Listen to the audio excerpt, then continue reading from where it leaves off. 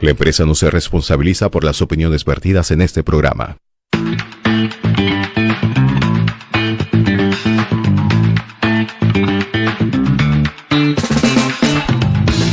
Muy buenos días, bienvenidos a Altavoz en Vital. Estamos en los 91.1 FM de tu dial. También estamos en Tribu Televisión, Canal 20. Hoy estamos 27 de mayo del año 2025 y como todos los días lo tengo que indicar. Luego se lo comentaré, también se lo preguntaré a nuestros invitados. Estamos en el año de la recuperación, estamos en el año de la consolidación de la economía peruana. Este título fijado por el gobierno, sin embargo, dependerá de todos también conseguirlo. Para eso es necesario que las autoridades se pongan las pilas, porque requerimos de tranquilidad, de seguridad, para poder realizar, para que los empresarios realicen sus inversiones y puedan generar empleo. Este es un día importantísimo. Tenemos que indicar que un día como hoy estamos indicando que se celebra el Día de las Lenguas Originarias. Celebramos hoy el Día de las Lenguas Originarias justamente por conmemorar el reconocimiento oficial de las lenguas indígenas por el Estado peruano. Esta festividad fue establecida en el año 1975 durante el gobierno de Juan Velasco Alvarado y resalta la multiculturalidad del Perú y la preservación de sus diversas culturas e idiomas nativos. Pero también un 27 de mayo de 1842 nació Juana Alarco de Dahmer, una mujer que se dedicó al cuidado de los niños y a las madres desamparadas. Es conocida como la abuelita de los niños. Fue una persona filántropa peruana destacada por su labor en función de la infancia. Es importante señalar que sus esfuerzos han llevado a la creación del Hospital de Niño y en su honor 2 instituciones educativas en Lima llevan su nombre. Pero también hay que recordar que un día como hoy nació Magda Portal, poeta y política peruana. Estamos hablando de un 27 de mayo del año 1900, la fecha cuando ella nace. Fue una destacada poeta, ensayista, narradora, política peruana. Perteneció a la fila del Partido Aprista Peruano también. Nació en Barranco, en Lima, y enfrentó dificultades económicas desde niña. Ingresó a la Universidad San Marcos y destacó en varios juegos florales. Estamos en Altavoz en Vital. También estamos en Tribu Televisión, Canal 27 y 3 en punto de la mañana. El día de hoy es importante señalar, nos van a acompañar en el programa varias personas. Tenemos a varios invitados. Uno de ellos, el joven político Enrique Valderrama. Él es politólogo, militante del Partido Aprista Peruano y voceado precandidato por el Partido de la Estrella a la presidencia del Perú. Pero también estaremos con Paul Jaimes, el expresidente del partido Progresemos, para saber qué es lo que está pasando en este partido político. Asimismo, estaremos conversando luego con el ex alcalde de Huancayo, ex congresista por Acción Popular, Pedro Morales Mancilla. Pero también nos interesa saber qué está pasando en el sector microfinanciero. Para eso conversaremos en pronto también con Jorge Solís, presidente de la Federación Peruana de Cajas Municipales de Ahorro y Crédito. Estamos en Altavoz en Vital. Es importante señalar, la presidenta del Poder Judicial ha lanzado un comunicado, un pronunciamiento respecto a esta ley que penaliza a los delincuentes adolescentes. Según Tello, según la presidenta del Poder Judicial, justamente han analizado si se suman a la demanda de inconstitucionalidad presentada por la Defensoría del Pueblo contra esta norma que establece que los menores de 16 y de 17 años puedan ser juzgados como adultos por delitos graves. Justamente la titular del Poder Judicial ha señalado que esto viola la Constitución, viola los tratados internacionales y no se tiene en consideración que estos adolescentes muchas veces han sido manipulados, han sido captados porque provienen de familias disfuncionales y que han sido abandonados, violentados, discriminados y por lo tanto para el Estado deberían ser considerados víctimas, según lo ha declarado la titular del Poder Judicial a la prensa. Estamos hablando de la doctora Janet Tello. Pero también hay que señalar que hay nuevas intenciones de la presidenta Dina Boluarte de viajar a Estados Unidos. Según lo ha señalado, ha recibido la invitación del vicepresidente norteamericano en la reunión que tuvieron en el Vaticano, justamente cuando se encontraron para la entronización del Papa. Y en ese momento señala la presidenta que ha recibido la invitación del titular de este dignatario norteamericano para poder viajar a Estados Unidos. Sin embargo, como sabemos, todavía el Congreso de la República no le ha dado la autorización. Está todavía en veremos. Estaremos atentos a la determinación que tome el Congreso de la República respecto a este posible viaje de la presidenta Dina Boluarte.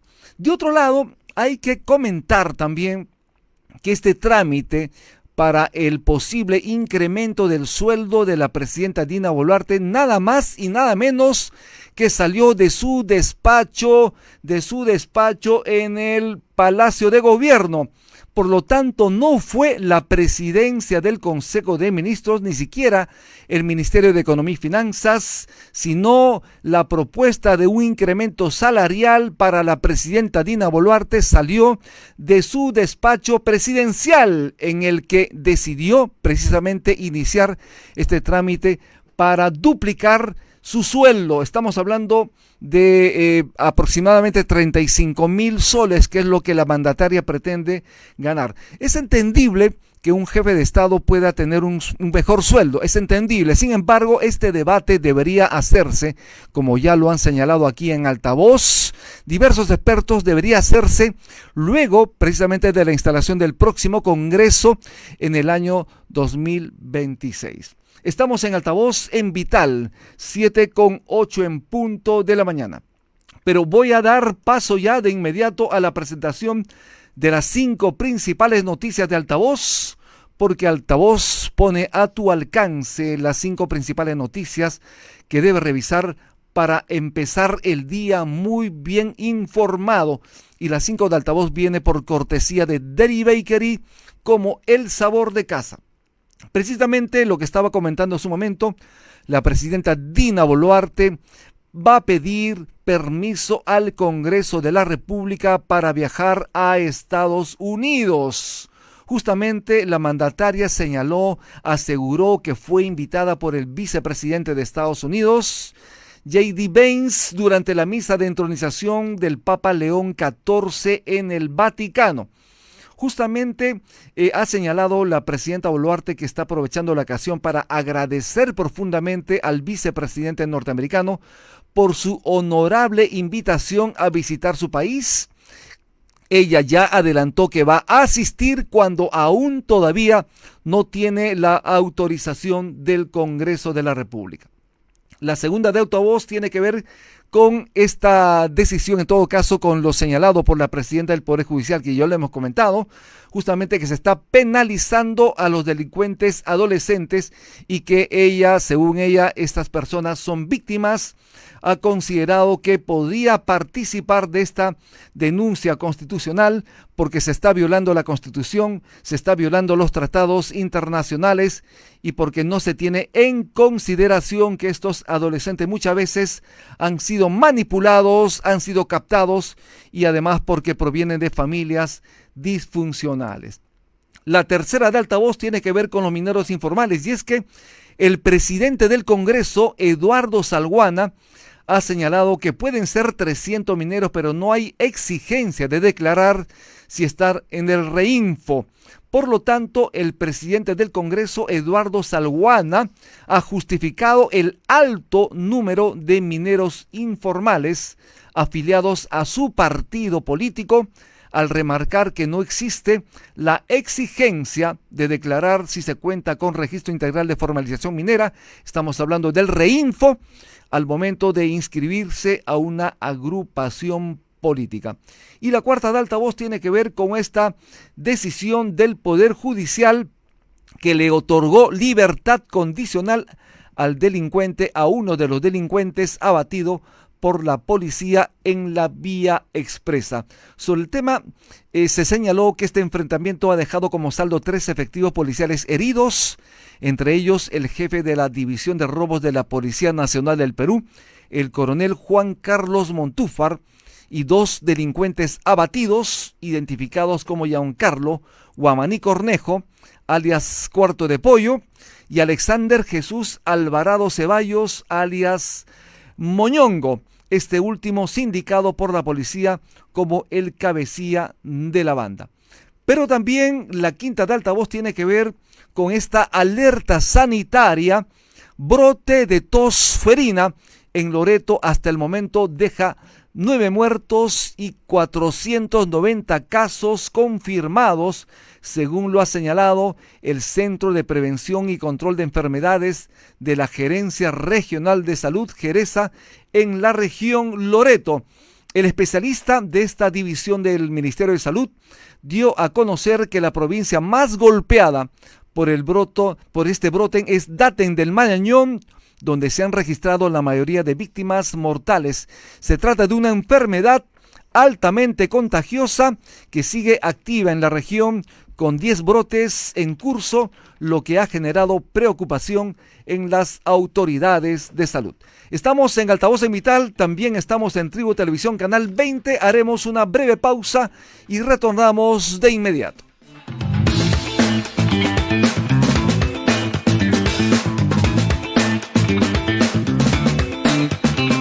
Hay un lugar en el mundo que lo tiene todo. Tesoros conocidos y otros por conocer. Desde los majestuosos Andes, la cálida costa, hasta la exuberante selva amazónica. Nuestro país tiene un sinfín de riquezas únicas llenas de tradición, innovación e ingenio que nos enorgullecen. Y un banquete de sabores que nos alegra el corazón. Te invitamos a un viaje donde exploraremos tesoros que quizás aún no conocías y que esperan a ser descubiertos por ti. Perú, país de dones infinitos.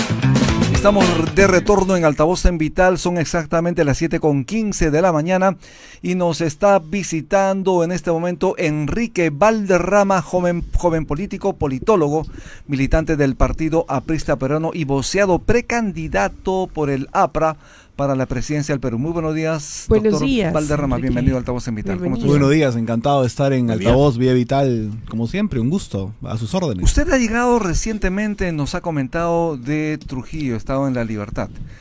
Usted ha visitado también la tumba de Víctor Raúl Haya de la Torre a propósito, pero ¿qué está, usted ha recibido el sentimiento del pueblo trujillano respecto a lo que está aconteciendo en el país? Obviamente uno de los temas fundamentales es la inseguridad y también salir del hambre en el que muchos peruanos se encuentran. Bueno, en el norte del país hemos recogido una agenda social muy potente, relacionada en primer lugar con la inseguridad ciudadana. Y es que en la región de La Libertad en concreto, la extorsión es un asunto del día a día. Las bodegas son extorsionadas, los pequeños productores, los pequeños parceleros, gente del campo, es extorsionada. Es decir, ni siquiera estamos hablando ya de clases medias altas o clases altas, estamos hablando básicamente de lo que podríamos llamar el pueblo.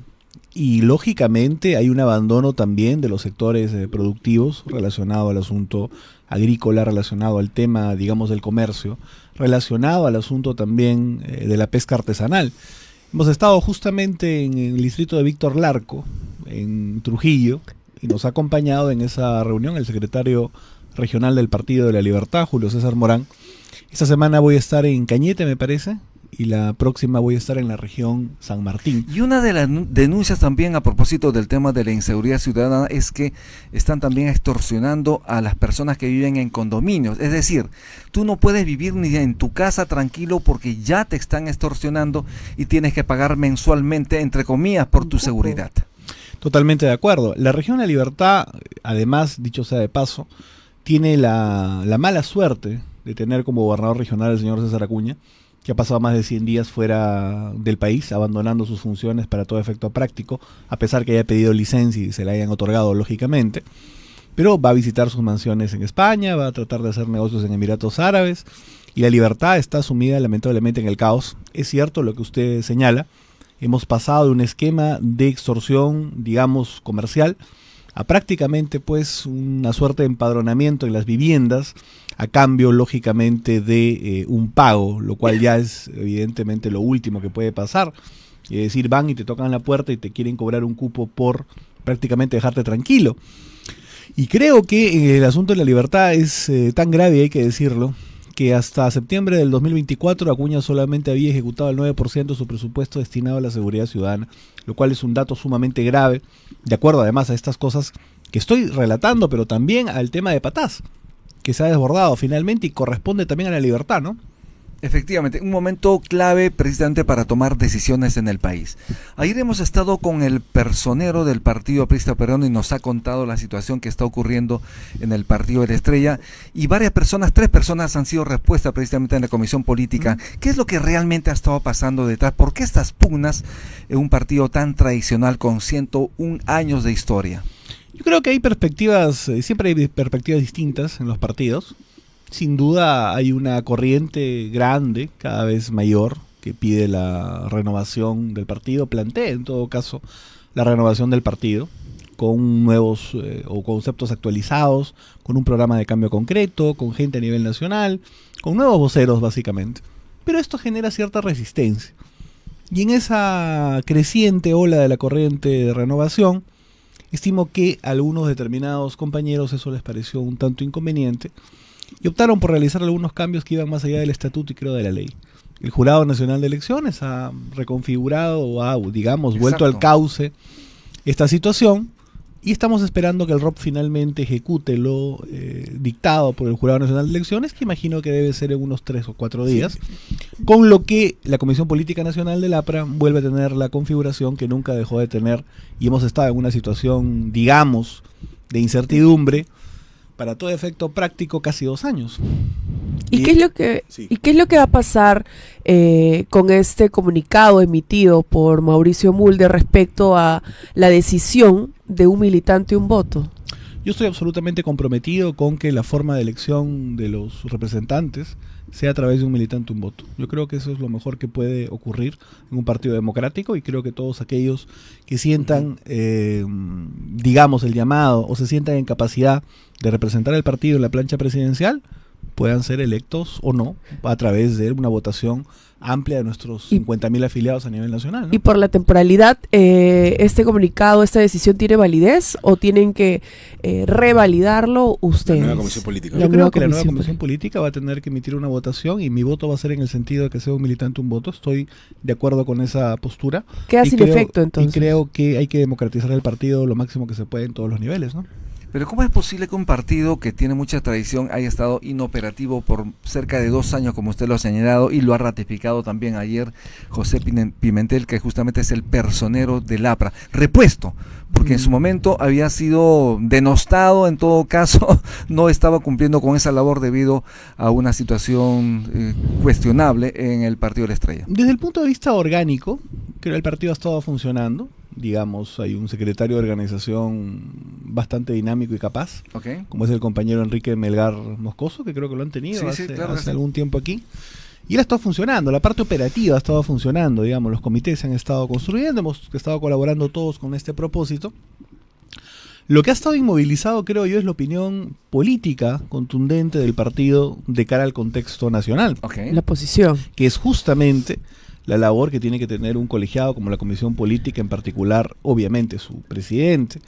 Y creemos que la voz social del partido en este tiempo, donde justamente había que denunciar la inacción en términos de política pública hacia los sectores populares del gobierno, creo que no ha sido el volumen muy alto. Y creo que es una de las grandes tareas que tenemos que retomar. Siento que mis compañeros parlamentarios, limeños, sobre todo y fundamentalmente, han mirado demasiado el día a día, incluso respecto a Boluarte a un volumen no tan alto, pero hemos descuidado los grandes temas que creo que tenemos que retomar ahora, el tema de la seguridad, como hemos dicho, el tema de la generación de empleo, el asunto de la reducción de la pobreza y algunos asuntos, lógicamente, que tienen que tener una respuesta de un partido de 100 años. Te pongo solamente un ejemplo, ¿no? Esta perspectiva de querer liquidar 14 programas, por ejemplo, alrededor del asunto de la infraestructura, ha tenido que tener un pronunciamiento un partido que ha sido 2 veces gobierno y ha tenido pues bancadas parlamentarias alrededor de los últimos casi 100 años. Y estaba ausente el APRA, obviamente, en su posición política. Yo creo que esa posición no ha existido. Y creo que ahora, a partir de ahora, esperemos en estos próximos días, podamos retomar esa forma de marcar la línea política que el APRA siempre se ha caracterizado. Refrescar, ¿quiénes son las personas que están reingresando a esta comisión política? Bueno, está reingresando Moisés Tambini del Valle. Moisés Tambini del Valle. Que es un exdiputado, además una persona muy reconocida en el ámbito del derecho. Está regresando Antonio Mauricio Valor, que es un líder, digamos, regional importante del partido en Lima Provincias y que está integrado también en la comisión política. Y obviamente está regresando también el suscrito, ¿no? Así es. Y a la personería legal está regresando el compañero José Pimentel, que creo que ha estado ayer, ¿no? Acá. Justamente ayer le pregunté al señor Pimentel sobre la agenda social que está impulsando un sector aprista, que estás de alguna manera liderando, Enrique Valderrama. Pero ¿cómo apuntalar agenda social en un contexto de ciertas pugnas dentro del partido? Porque algunos sectores no están reconociendo este esfuerzo que están realizando este sector que está buscando la renovación en el APRA. No, yo veo circunstancias distintas en el siguiente sentido. Primero, que para tener un enfrentamiento requieres 2 partes fundamentalmente. Y yo creo que desde el punto de vista de la posición política, de quién será o no quién será el candidato, si será Rumi Ceballos y llevará la nave más a la izquierda, o será Salomón y la llevará más a la derecha. Más allá de eso, que es un tema de candidaturas, yo no veo que haya, salvo la corriente de la renovación, un debate programático. Es decir, acá está la agenda social. Al frente, no sé qué hay, creo que no hay mucho. Por lo tanto, no va a haber mucho problema con eso. Creo sí que es importante también ser honestos y decir que no todos muestran niveles de resistencia de los llamados clásicos, ¿no? Ayer escuché una mención que agradezco además públicamente de parte del ex primer ministro Javier Velázquez Gején en RPP, que destacaba la construcción que estamos teniendo de la agenda social. Y creo que eso es un gesto bueno, importante, de alguien que tiene trayectoria. Por lo tanto, no hay solamente gente joven o nuevos, en todo caso, de cualquier edad, que están construyendo esto y lo reconocen, sino que cada vez se va ampliando más en el partido, ¿no? Importantísimo. Pero además, ¿quién podría oponerse, digamos, a una agenda social que el Perú lo necesita? Porque en algún momento también aquí en esta entrevista en Altavoz señalaste que era necesario y urgente en el país precisamente apostar por una agenda social que de alguna manera identifique esos principales problemas en el país y hay que solucionarlos. El tema de la pobreza, el tema del hambre, por ejemplo, la inseguridad y otro más, la industrialización del país, que es importante. Y estamos además descubriendo y abordando cada vez nuevas realidades.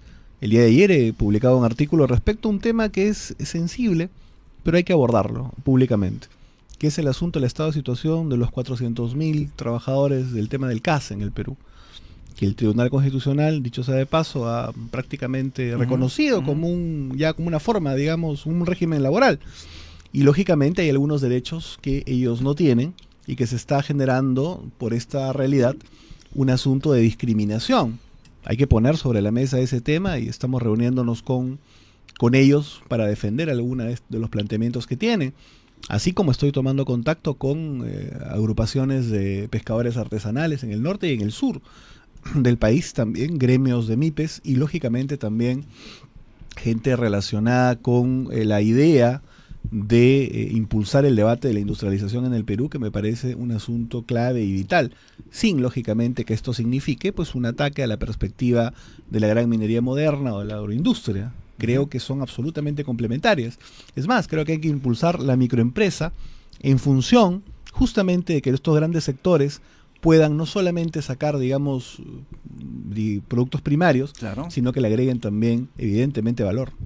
De otro lado, ¿crees tú que se ponen en riesgo las finanzas públicas tras la decisión del Congreso de la República, que ya votó a favor de reducir el impuesto general a las ventas a 14%, 16 a 14%, para elevar el fondo de compensación municipal? Este impuesto que va hacia los municipios pasando a 14%. ¿Crees tú que hay de alguna manera un quiebre fiscal que podría complicar al próximo gobierno a partir de julio del año 2026? Me parece que el Congreso está tomando medidas, más allá del debate técnico, sumamente irresponsables, alrededor de básicamente satisfacer a sus aliados más cercanos, que pueden ser los municipios, o preparar el terreno para que sus autoridades electas puedan definitivamente tener más presupuesto.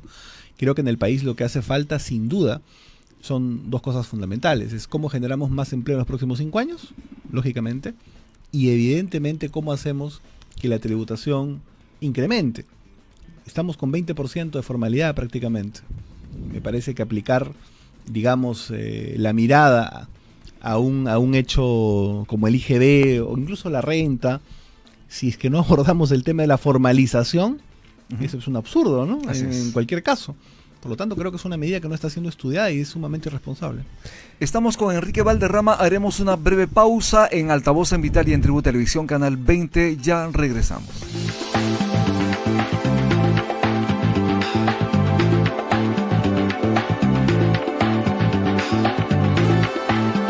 Hay un lugar en el mundo que lo tiene todo.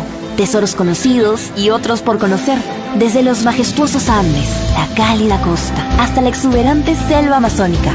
Nuestro país tiene un sinfín de riquezas únicas llenas de tradición, innovación e ingenio que nos enorgullece. Y un banquete de sabores que nos alegra el corazón. Te invitamos a un viaje donde exploraremos tesoros que quizás aún no conocías y que esperan a ser descubiertos por ti. Perú, país de dones infinitos.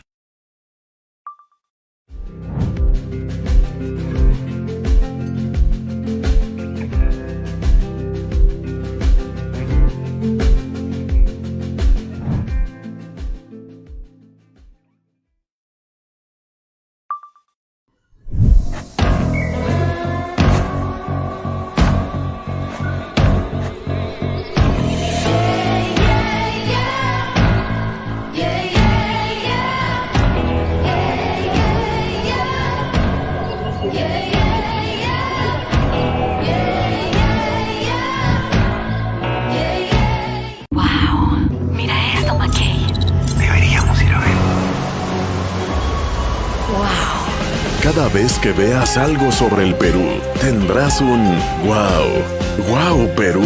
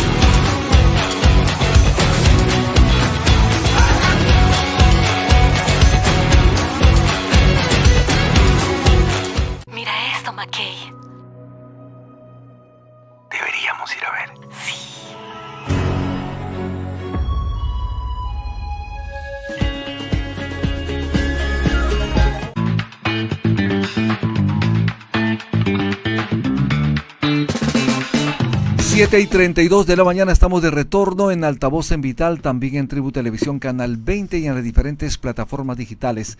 Estamos conversando con Enrique Valderrama, como dije, él es militante del Partido Aprista Peruano, voceado precandidato por el Partido de la Estrella para la presidencia del Perú.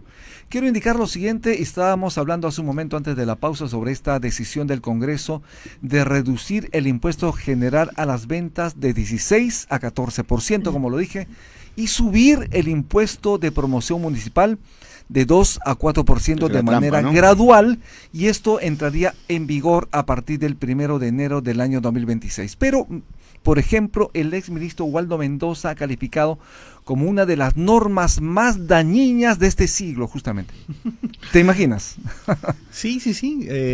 Respeto a Waldo Mendoza. Creo que tiene razón en este tema. Creo que definitivamente tenemos que analizar la ejecución del gasto de los gobiernos subnacionales, de los gobiernos locales, y la mayoría devuelve los recursos. Así es. Lo que se quiere generar aquí yo creo que es un despilfarro de última hora. Recuerda que ellos terminan en diciembre del 26. Exacto. Ojo. Si esto ingresa a partir del 1 de enero de 2026, entonces van a tener muchísimo dinero para gastar. En un año, además, ojo, electoral, porque las elecciones son en octubre. Exacto. Y algunos de ellos querrán dejar pues una continuidad en el frente de los municipios. Porque me parece que no está dislucidado todavía el asunto de la reelección. Imagínate si a eso le sumas la reelección. Eso ya sería prácticamente pues una medida sumamente orientada para que los que quieran reelegirse tengan una caja potente para gastar. ¿No será que este es un síntoma de que efectivamente se va a aprobar la reelección? Veremos, me parece que hay todavía un par de propuestas sobre el tema de la reelección. No sé si se va a aplicar inmediatamente ahora o a partir de la siguiente, pero en todo caso la medida quedaría. Me parece que es negativo. Creo que hay otras formas sin duda de empoderar una descentralización, digamos, más potente. Yo creo yo reivindico el principio fundamental de la descentralización en el país, como aprista, seguidor de Aya de la Torre. Siempre hemos pensado en el asunto de la descentralización. Recuerdas a Manuel Seoane afirmando que las provincias también son el Perú.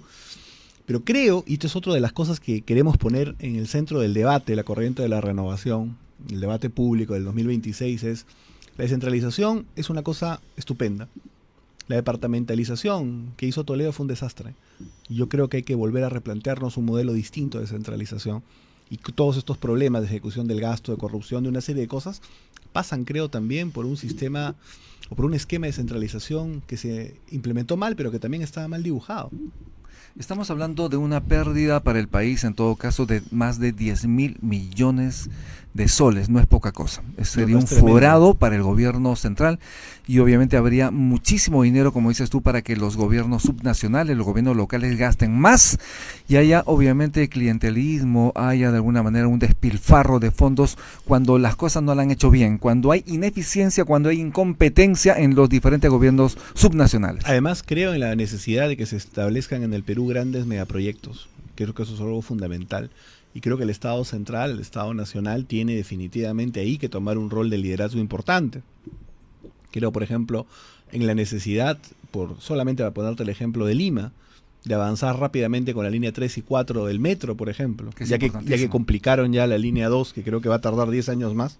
Creo que un gobierno del APRA, que avance a partir del 2026 de julio en adelante, puede sin ningún problema prometerle al pueblo peruano que en menos de 5 años estará la línea 3 y 4 del metro. ¿Usted, Enrique, cree en las encuestas? ¿O tú, particularmente? Con el APRA siempre se han equivocado, ¿no? Yo creo que el 2001, yo recuerdo, porque ya tenía, digamos, uso de razón política, para decirlo de un modo, aunque era muy, muy pequeño. Yo recuerdo a Alan en 1.8 o en 2 aproximadamente. Y no te hablo de muy atrás, ¿eh? Recuerda que Alan vino en enero del 2021. Yo recuerdo 10 días antes de la segunda vuelta, perdón, de que termine la primera vuelta, Alan con 16% y Lourdes con 24%, me parece, aproximadamente. ¿Eh? Estoy hablándote de 10 días. ¿Eh? Por lo tanto, para mí es complicado decir que le presto mucha atención. Mira Castillo. Claro, una semana antes no apareció, ¿no? Estaba desaparecido, además nunca existían las pero encuestas. una semana antes. Mira el FREPAP.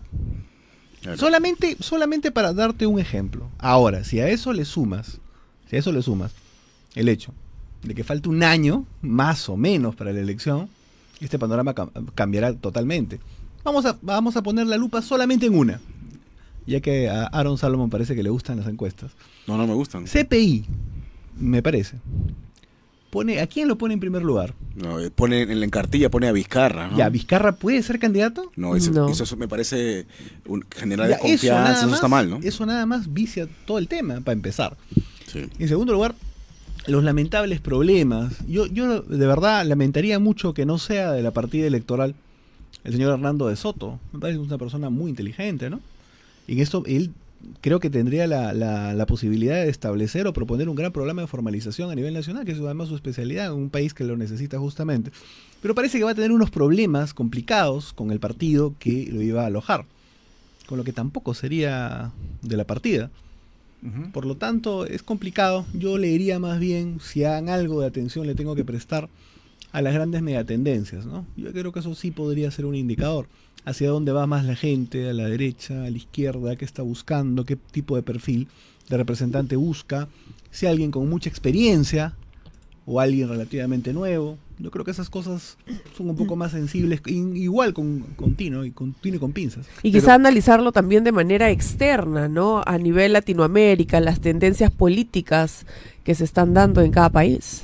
Sí, me parece que el continente está en un momento muy, muy interesante. Más de las encuestas, yo diría los resultados ya electorales, que son, digamos, incontestables, ¿no? Claro. Creo que el asunto de algo que no le debe gustar mucho a mi buen amigo Rumi, el resultado de las elecciones ahora último en Argentina, que confirman de una u otra manera el cambio prácticamente en la hegemonía de la derecha, incluso en Buenos Aires, ¿no? Que ha pasado del señor Macri, se ha desplomado de 40 a 15 puntos. Y evidentemente la subida del representante, el señor Milei, es algo interesante. Es algo interesante lo que ha pasado en Ecuador hace poco. Pero yo creo que el Perú tiene un camino propio. Y no necesariamente quiere decir que porque la derecha en el continente le vaya bien en algún momento, o a la moda que en algún momento estuvo el socialismo del siglo XXI, vaya a pasar lo mismo en el Perú. Recuerda que cuando todos los presidentes ganaron de la órbita, digamos, del chavismo, en Perú ganó Alan García. O sea, el Perú tiene sus propias características. Hay que centrarse más, yo diría, en lo que quiere la gente hoy día, ¿no? ¿Y qué cosa quiere la gente? Seguridad. Que no la maten, que no la extorsionen. Y eso es un asunto básico. Y yo creo que ahí no se han dado pasos importantes. Y creo que se tiene que dar pasos absolutamente radicales. En algunas semanas vamos a presentar a algunos de los técnicos que nos van a acompañar en la propuesta de la agenda social. Dentro del punto de vista de la seguridad, vamos a argumentar ahí una reforma de la policía, una reforma del INPE, una reforma del sistema de justicia y lógicamente también un enfoque distinto relacionado al tema de las fronteras. Hay puntos de frontera, porque me han facilitado algunos informes, custodiados solamente por 3 o 4 soldados. Una coladera, Yo creo que eso es una coladera. Y yo creo que hay que ir al hecho de admitir que tenemos hoy día 30.000 aproximadamente soldados y que necesitamos por lo menos 50.000. Hay que incrementar el reclutamiento. Y ese es un tema básico. Y algunos dicen el servicio militar obligatorio. Bueno, pongámoslo en el centro del debate. Discutámoslo abiertamente. Pero más allá de eso... La pena de muerte, como está a favor Alan García. Más allá de eso, solamente para terminar chiquito esto, más allá de eso, yo creo que es indescriptible, es absurdo que en un país como el nuestro un soldado gane 260 soles. No tiene ningún sentido. Yo creo que hay que ir al sueldo mínimo para además impulsar el hecho del reclutamiento. El asunto, por ejemplo, de la pena de muerte, abrámoslo como un debate nacional. Pero mientras tanto, ¿qué hacemos? Yo planteo concretamente lo siguiente: que todo juez, policía, fiscal, militar que esté coludido con las bandas de crimen organizado merezca la cadena perpetua. Y para eso no necesitas salir de la Corte Interamericana, no necesitas aplicar necesariamente la pena de muerte. Vamos aplicando esto que podemos hoy día con este ordenamiento, mientras abrimos el debate nacional sobre la pena de muerte, debate al cual yo no me niego. Tengo una posición sobre eso, pero creo que hay que abrir el debate de eso, del servicio militar obligatorio. ¿Cuál es tu posición respecto a la pena de muerte? Mi posición personal respecto al servicio militar obligatorio es que no lo veo necesario si incrementamos las condiciones a favor de los que se puedan incluir dentro del servicio, digamos, militar o la carrera militar. Lo que usualmente pasa, y yo rechazo como un hombre, digamos, de izquierda democrática, es que usualmente el servicio militar, cuando es obligatorio, lo terminan haciendo fundamentalmente los hijos del pueblo. Y respecto a la pena de muerte. No me gusta. Y respecto a la pena de muerte, yo sí estoy a favor de la pena de muerte a nivel personal, pero siento que genera también un debate técnico, digamos, filosófico, muy profundo, que podría de una u otra manera afectar a ciertos sectores en el país, habida cuenta de que en el Perú hay una carga espiritual y religiosa bastante fuerte. Por eso digo que ambas cosas tienen que ser un debate nacional potente. ¿Y también tenía que ser debate nacional la eventual salida del sistema interamericano de derechos humanos? Sí, sí. Yo no estoy de acuerdo a nivel personal, pero creo que hay que debatirlo. Es un asunto que va a tardar, que no va a ser rápido, Claro. pero lógicamente ya encuentro en juristas incluso prestigiosos. Lo he conversado con Domingo García Belaúnde incluso en algún momento, hace algunos meses. No era fan del tema, pero tampoco estaba en contra ni pensaba que eso era algo que no se podía realizar. Claro. Por lo tanto, ya empiezo a escuchar voces en ese sentido y creo que eso amerita un debate ahí, nacional y sobre todo académico también, con nuestros colegas, estimada Lisa. Y en esa misma línea, la presidenta del Poder Judicial dice que la ley que penaliza a los adolescentes viola la Constitución y además los tratados internacionales, y ella señala que procesar y sancionar a adolescentes como personas adultas y enviarlas a la cárcel sería internarlas en escuelas del delito, o sea, profesionalizar a estos menores de edad. ¿Tú estás de acuerdo con este pensamiento? He conversado con el abogado constitucionalista Miguel Estela, que es una persona muy inteligente y enterado, sobre este tema justamente, y él concuerda de que, primero hay que señalar algo, no significa un acto, digamos, de barbarie, que podamos penalizar o podamos hacer que sean imputables de los delitos, sobre todo los que son violentos, agresivos. Sicarios, ¿no? Sicariato. Eso no pasa solamente, digamos, en los países no desarrollados. Miguel me hablaba justamente de que está tipificado en España, en Inglaterra. Eso es posible hacerlo. El problema es que me señala él cómo lo han hecho. Sin un debate con la academia, sin, digamos, acomodar muy bien las figuras jurídicas. Y esto lo que puede generar es que pues se inaplique la ley por parte de los propios jueces. Con el riesgo de que en algunos casos de que se inaplique, el proceso pues se declare nulo y el agresor incluso, o el delincuente, se termine libre. Y yo creo que eso es algo que muy grave, ¿no? Yo no estoy en contra necesariamente que esto sea así como se ha señalado pues en España y en Inglaterra, pero sí con un debate, una conversación permanente con los operadores jurídicos y representantes de la academia, sobre todo en temas tan sensibles como esto, que puede implicar, como digo, impunidad en algunos casos, o como los que ha señalado Alisa, porque no tenemos una adecuada política penitenciaria, que gente que está, digamos, en los primeros pasos del delito, termine pues yendo a una universidad altamente especializada. Por eso yo creo también, y aprovecho para decir, que otra de las propuestas que vamos a plantear es la construcción de 12 a 24 megapenales en el Perú. Creo que eso es algo fundamental. Y creo que en esta primera etapa, esa infraestructura penitenciaria debe ser de administración privada. En esta primera etapa, mientras combatimos la corrupción en el INPE y evidentemente mientras lo limpiamos, porque hay que ser honestos. Las llamadas extorsivas muchas veces salen de los penales. La planificación de los secuestros a veces salen de los penales. ¿Y qué pasa pues si con los bloqueadores no funcionan o falla la luz o se reinician? Por lo tanto, creo que hay que actuar con suma potencia en estos temas, ¿no? 7:45 en punto de la mañana, estamos con Enrique Valderrama. Haremos una pausa y retornamos de inmediato en Altavoz en Vital 91.1 FM de tu dial y Tribu Televisión Canal 20. Ya volvemos.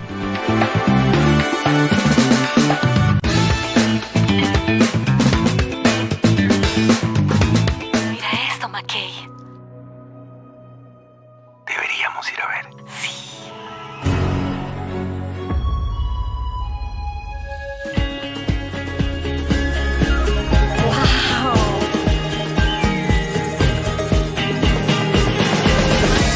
Cada vez que veas algo sobre el Perú, tendrás un wow. ¡Wow, Perú! Wow, Perú. Reserva tu viaje para experimentar Perú Wow.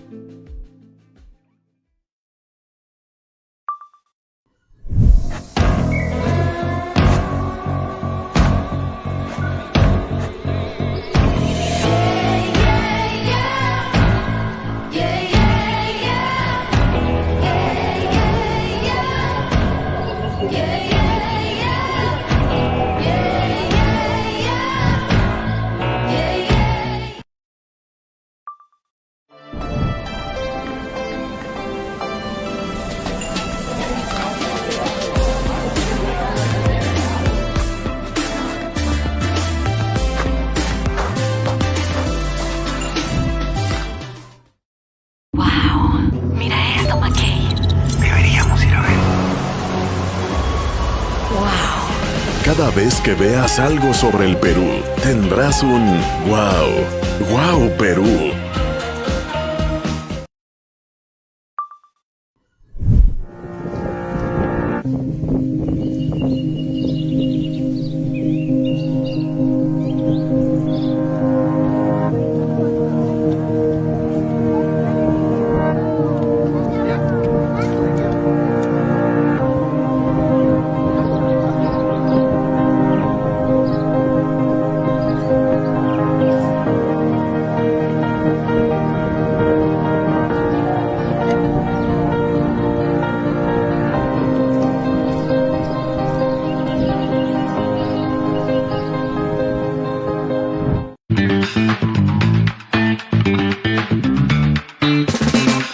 Siete y 48 de la mañana, estamos de retorno en Altavoz en Vital y en Tribu Televisión Canal 20 y estamos conversando con Enrique Valderrama, militante del partido aprista peruano, voceado precandidato por el APRA para la presidencia del Perú.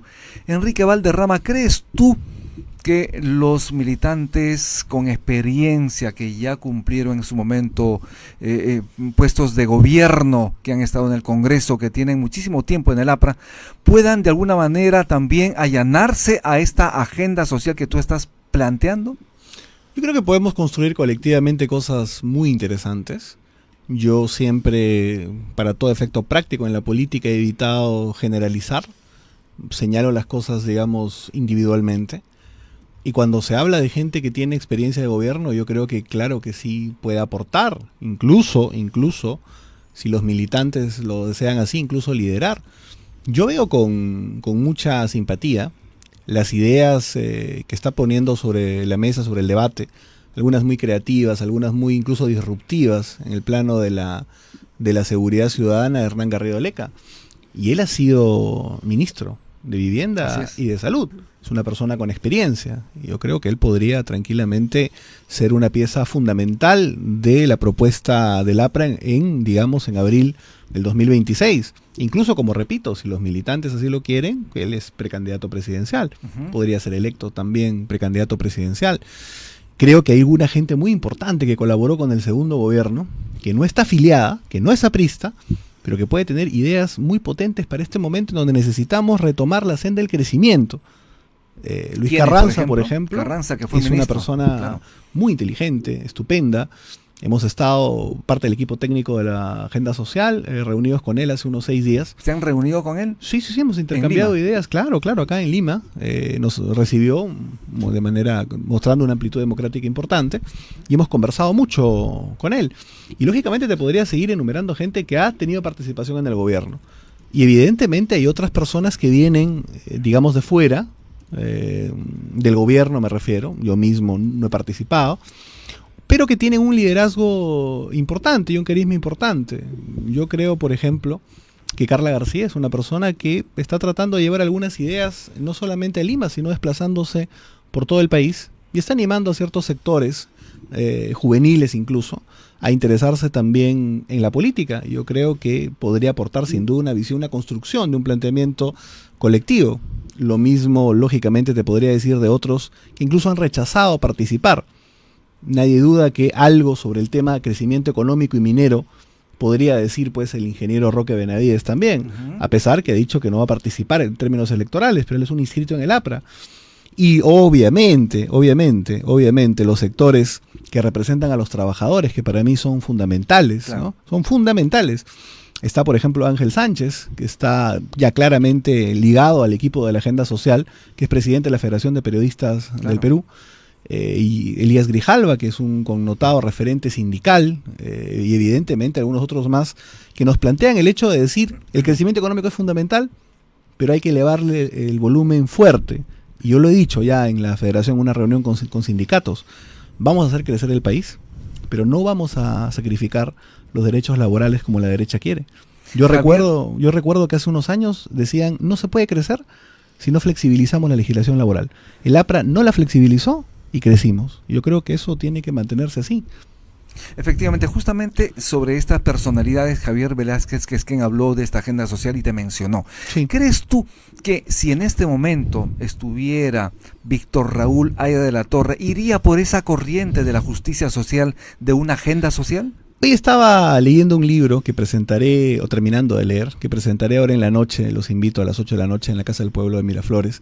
Se llama El nacimiento de una estrella. Es de Germán Peralta, que es un historiador bastante conocido del APRA. El día de hoy en la noche. Hoy de hoy en la noche, sí.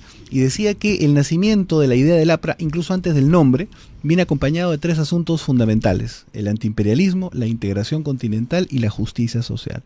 Y yo digo que hoy, más de 100 años después, eso sigue siendo exactamente así. Por lo tanto, yo creo, incluso Haya de la Torre lo dice en el antiimperialismo y el APRA, la revolución será social. Hay un coma que no le va a gustar a Lisa, coma, el socialismo vendrá después, ¿no? Después, puede ser 1000 años en el futuro, quizás. Bueno, la revolución hoy es social. Y yo creo que hoy día el instrumento para esa gigante, gran revolución social que Haya de la Torre prefiguró, el instrumento hoy día es la agenda social. Es lo que yo pienso y el equipo nuestro piensa. Y estoy seguro que Haya de la Torre, cuando planteó estas ideas fundamentales, aspiraba a que se lleven a cabo. Evidentemente algunas de ellas han avanzado mucho en 2 gobiernos del APRA y podrían seguir avanzando en un tercero. ¿El problema del país es la desigualdad o la pobreza? Entras a un debate ahí complejo, pero yo creo que no podemos hablar de luchar contra la desigualdad si estamos creciendo menos de 3%. Creo que hay que crecer, creo que creciendo, hay que orientar los recursos a sectores en donde que han sido abandonados. O sea, la agenda de Castillo, así quizás genere antipatía, la agenda de Castillo puso sobre la mesa temas que son reales. O sea, el asunto agrícola está abandonado, el tema de la producción nacional está abandonada, hay injusticia, el tema del abuso de los monopolios, de los oligopolios, de los monopsonios es real. Lo que ellos proponen como respuesta es una tontería, lógicamente. Es decir, algo está mal, quememos todo. Es una tontería. Pero a la derecha muchas veces no quiere reconocer que existen estos problemas, ¿ah? Y eso es lo que creo que debemos plantear desde una perspectiva de izquierda democrática como es del APRA. Reconocemos estos problemas, pero nuestra solución es técnica. Nuestra solución es realista, técnica, gradual y evidentemente sin generar más conflictividad social o más enfrentamiento entre peruanos. Creemos que se puede relanzar el crédito agrario, creemos que podemos ir a un esquema grande, que lo hemos conversado con Carranza, de crédito, digamos, para la MIPE y para el sector agrícola de 10.000 o 15.000 millones de soles con garantías, tranquilamente, sin alterar, digamos, los grandes estándares de la responsabilidad fiscal. Y eso no se está discutiendo ahora y creo que es momento de volver a poner sobre la primera línea este asunto. Tenemos pocos minutos más para la entrevista. Yo te agradezco muchísimo, Enrique, pero cuéntanos un poquito quiénes están formando parte de este grupo de jóvenes encauzando esta agenda social en este proceso de renovación del Partido Aprista Peruano que tiene 101 años de vigencia en el país. Bueno, te puedo mencionar 5 o 6 nombres de la gente, digamos, que no ha tenido todavía cargos digamos, en el gobierno. Que no tiene mochila, obviamente. Pero no me freno por eso. Yo quiero esperar la presentación pública para presentar a los que sí han sido viceministros. Hay 6 o 7 que han sido viceministros dentro del equipo. Pero hoy día podría mencionarte tranquilamente, por ejemplo, en este asunto, que es un debate muy grande, que imagino que ustedes van a tener posiciones distintas, pero en el asunto del empoderamiento de la mujer, en este debate que hoy día se hace la reunificación del MIDIS con el Ministro de la Mujer, por ejemplo, y todo el asunto de la agenda social de la mujer, tenemos a Marinés Valdivia, que es evidentemente una doctora en historia, que es muy capaz y que ha hecho evidentemente estudios relacionados con el tema, que conoce muy bien el área. Tenemos en el asunto de infraestructura, que es un tema que hoy día es potente para que regrese desde nuestra perspectiva la vivienda social en el Perú de una manera fuerte, que hoy día incluso está teniendo problemas. Tenemos al arquitecto Luis Canepa, para hablar justamente sobre los temas económicos y de la orientación que tiene que ver sobre todo en la subida de volumen del debate y la industrialización en el país. Está el economista César Peirano, para hablar sobre esta reconfiguración de la descentralización en el país y también un enfoque educativo importante. Tenemos al sociólogo Alan Salinas, por ejemplo. Por lo tanto, hay un grupo, creo, importante de gente, ninguna que haya tenido pues algún tipo de mochila pesada, como tú dices, complicada, y gente con experiencia que tampoco la tiene, que tampoco ha tenido denuncias y tampoco ha tenido ningún tipo de problemas. Vamos a presentar aproximadamente unos 30 técnicos en unas 4 semanas más o menos. En 4 semanas más. En 30 temas diferentes, o sea, 30 voceros, cada uno con un tema específico. ¿Dónde será la presentación de En San Juan del Urigancho. En San Juan del Urigancho. ¿Y se deben adelantar las primarias como propone del Castillo? Absolutamente. ¿Para cuándo? Con mi querido compañero Jorge del Castillo a veces no tenemos muchas cosas en común, pero esta es una de ellas. Sí, estoy de acuerdo con lo que él plantea. Estoy de acuerdo en que el APRA debería organizar unas... No el APRA, deberíamos presionar a que el Jurado Nacional de Elecciones varíe lo que dice la ley de en a hasta. O sea, no elijamos el candidato el 31 de noviembre. El 30 de noviembre, sino hasta el 30 de noviembre. Claro. Y yo creo que en el APRA, si esta modificatoria normativa se vuelve realidad, el APRA debiera hacer una interna ahora en agosto. Sí, sería lo mejor, y tener Sí, ya sería la lo plancha mejor. presidencial en agosto Realmente. y empezar a correr. Lamentablemente los partidos democráticos tenemos pues una desventaja respecto a los vientres de alquiler, o como lo llama justamente Hernán a las panacas, ¿no? Exacto. Ah, porque tiene ella tiene candidatos, tiene ventaja, ¿no? En APP En va campaña, a ¿no? ser un Acuña, ¿no? Finalmente. Están pintando Así Acuña por todo el Perú y finalmente va a ser así. En Perú Libre un Cerrón, seguramente en el Fujimorismo un Fujimori. Todos son pues partidos que tienen dueños y evidentemente tienen una ventaja. O vientres de alquiler que han sido comprados, ¿no? Así es. Enrique, muchísimas gracias por estar en Altavoz en Vital. Encantado de haber estado acá. Muchas gracias. Estuvimos con Enrique Valderrama, politólogo, militante del Partido Aprista Peruano, voceado precandidato por el APRA para la presidencia del Perú. Haremos la pausa en Altavoz en Vital y en Tribu Televisión, Canal 20. Ya regresamos.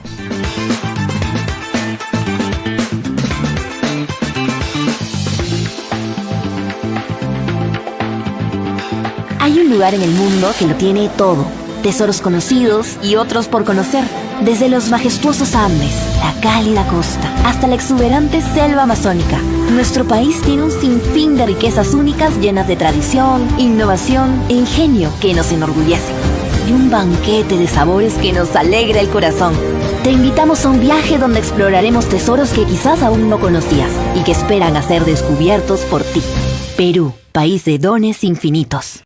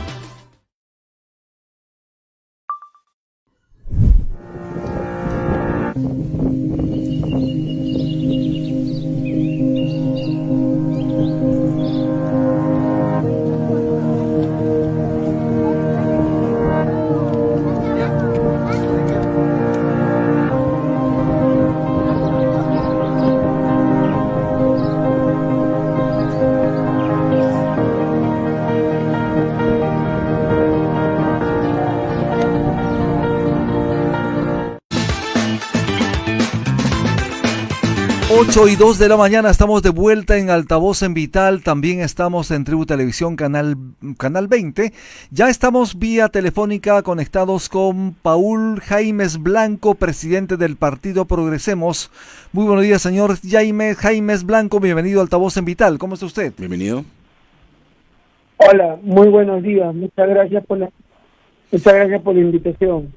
¿Qué está pasando en el partido Progresemos? Como sabemos, hay complicaciones al interior del partido fundado por usted. Obviamente, estamos hablando también de la cabeza que se ha visto de alguna forma comprometida también por declaraciones de él. Nos referimos a una personalidad, es un economista importantísimo. Cuéntenos un poquito qué es lo que está pasando. Bueno, muy simple. El día de anteayer, el doctor Hernando de Soto sacó un comunicado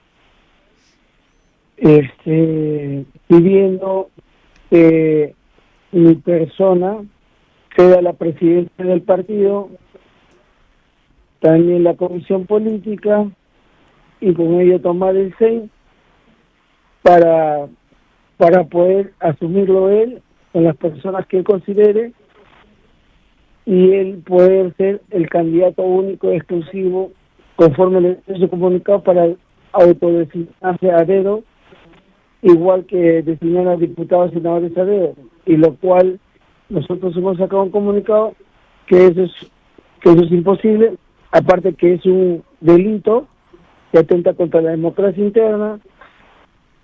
Mi persona y los demás miembros no van a ceder el partido, ni tampoco aceptan chantaje, en el sentido que si no le regalamos el partido, él no iría, y por ello estamos celebrando alianzas políticas con otros partidos y asuntos solucionados. Ahí sale el nuevo candidato y los miembros de la plancha. Claro. Buen día, señor Jaimes. Entonces, en simple, Hernando de Soto busca apoderarse del partido Progresemos. O sea, nosotros lo invitamos, lo hemos tratado con mucho cariño para que después diga, quiero tomar tu partido, o si no, no soy candidato. Y nosotros hemos fundado un partido en el cual buscamos expresar a los jóvenes que hablen, que no se callen, que nadie les censure, que se expresen hasta donde más no puedan, y sobre todo que nadie los chantajee. Y esa figura nos pretenden hacer a nosotros. Entonces imagínese que tú invitas a una persona a tu casa y después dice, ahora que me invitaste a comer, quiero que me des la llave y le transfieras todo tu casa. Claro, pero él en una reciente entrevista, Hernando de Soto dijo que si ustedes no aceptaban sus requerimientos, él iba a declinar. ¿Les preocupa eso? Sí, está bien, y es su derecho. Y es su derecho. Y le decimos a todo el Perú que los partidos políticos se hacen para sembrar y cosechar propuestas en favor de mejorar la calidad de vida de la mayor cantidad de peruanos. Los partidos políticos llevan una ideología, mas no deben ser utilizados para llevar caudillos o que después pretendan utilizarlos como vientre de alquiler. Entonces nos hemos plantado bien y esta es la situación. ¿Significa entonces, señor Jaimes, que Hernando de Soto pretendía utilizar al partido Progresemos como un vientre de alquiler? Claro, y por sus mismas declaraciones lo dice. O sea, ¿quién en su sano juicio o alguno de los 43 partidos le va a decir, bueno, sé mi candidato y te regalo mi partido? Claro, se estableció un pacto, un acuerdo, una alianza, ¿no? No es que usted le haya dado la autorización para que sea el dueño del partido, ¿no? Así es. En ese sentido, ¿cuál va a ser la acción? Sí, además del comunicado. Sí, adelante. ¿Para qué quiere apoderarse de un partido? Él quiere ser candidato y comprarse los problemas de millones de peruanos, o pretendía solamente apoderarse de un partido y no ser candidato. O sea, a veces hay que preguntarnos eso. ¿Cuál va a ser la determinación final que tome el partido Progresemos respecto a esta actitud de Hernando de Soto? Muy simple. No vamos a acceder a sus caprichos y listo. Y estamos celebrando alianza que en 2 semanas, lo sabrán, probablemente estamos yendo con 4 partidos como un frente muy importante y con esos asuntos solucionados y arreglados y seguir adelante. ¿Significa entonces que Hernando de Soto no va más en el partido Progresemos? Conforme a sus declaraciones de él mismo, ya no iría y el partido lo reemplaza por otros personajes presidenciales. Además, en el mismo partido hay otro personaje que le ha salido como competidor en la interna, pero él está en contra de eso porque él quiere en forma ilegal que sea el precandidato exclusivo. Y eso no puede pasar porque la ley me lo prohíbe. Efectivamente. Bien, señor Paul Jaimes Blanco, muchísimas gracias por estar en Altavoz en Vital a través de la vía telefónica. Esperemos tenerlos pronto aquí en el set del programa. Muchísimas gracias. Muchas gracias. Muchas gracias a ustedes. Bien, estuvimos con Paul Jaimes Blanco, presidente del partido Progresemos. Y estamos aquí también en este momento de manera presencial con el señor Pedro Morales Mancía, ex alcalde de Huancayo por varias veces, ex congresista por Acción Popular. Muy buenos días, señor Morales. Buenos días, gracias por la invitación. Contento de estar nuevamente con ustedes y conversar con los que ¿Qué le parece lo que está pasando? Usted ha escuchado la entrevista que le hemos hecho a Paul Jaimes Blanco. El señor Hernando de Soto pretende en este caso apropiarse de un partido político, el partido Progresemos, y justamente Jaimes ha denunciado que el señor Hernando de Soto estaría utilizando a este partido como un vientre de alquiler. Bueno, aparte del nivel técnico que tiene el señor Hernando de Soto, hace tiempo que está demostrando ser una persona que no tiene una convicción en cuanto a las ideas políticas, toda vez que busca presidir o liderar agrupaciones políticas que ya están constituidas. Constituir una agrupación política significa sacrificio, significa tener un conjunto de personas que tienen conceptos similares y que están dispuestos a organizar el partido, ¿no? Pese a que las vallas ahora se han bajado, pero constituir un partido es muy difícil. En todo caso, yo lo lamento, pero es una demostración de los niveles en que está la política peruana en general. La lucha por candidaturas, tanto a la presidencia de la República como al Parlamento, siempre han sido duras, y la mayoría de los partidos políticos están atravesando por enfrentamientos internos que, si no hay un marco ideológico que los cohesione y objetivos claros sobre lo que quiere la institución política, obviamente terminan deshaciéndose o terminan buscando alianzas, como acabo de escuchar, que no tienen ningún sentido. Una alianza para gobernar un país no es una alianza electorera, y no debe ser una alianza electorera. Una alianza para gobernar un país debe realizarse en función a principios y sobre todo, ¿no es cierto?, a un conjunto de planteamientos programáticos que están dispuestos a aceptar y a llevar adelante en caso se ganen las elecciones. Pero no es el primer caso, por ejemplo, que alguien, una figura pública, economista, político, lo que sea, busque precisamente, entre comillas, un vientre de alquiler a través de un partido político. Ya estamos acostumbrados en la política, pero a este tipo de figuras. Pero no solamente se trata del que quiere ser candidato, como el señor Hernando de Soto, sino de aquellas organizaciones políticas o colectividades políticas que se organizan para buscar un candidato que financie todo el sistema, que sea una locomotora para los que van a llegar al Congreso de la República, y en la mayoría de los casos, yo me atrevería a decir así, sirve como ingreso político o como ingreso económico para los que organizan un partido. Conozco varios casos, ¿no? Así piensen diferente, ¿no? Así piensen diferente. Lo importante es tengo mi partido político, tú quieres ser candidato, muy bien, ¿cuánto tienes? O quieres ser congresista, quieres ser diputado, bueno, la lista es tanto, el primer puesto vale tanto, el segundo puesto vale tanto. ¿Por qué?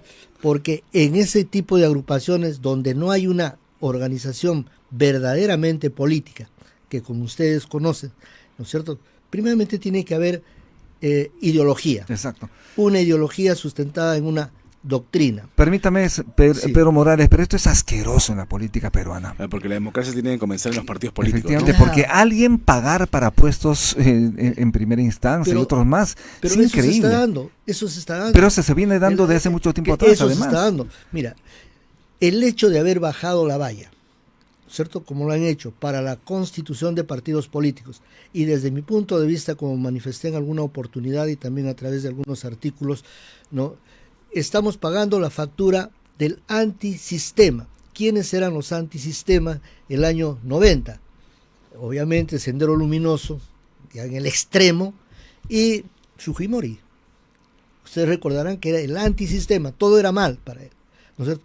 Pero desarrolla una política antipartidos, ¿no es cierto? Claro. Y en la época de Vizcarra, el Congreso complementario, ¿no es cierto?, terminan por debilitar el sistema de partidos políticos y en la intención de descalificar a los partidos que llaman tradicionales, bajan la valla y tenemos los 43 partidos políticos que ahora se supone, ojalá que no sea así, pero van a competir.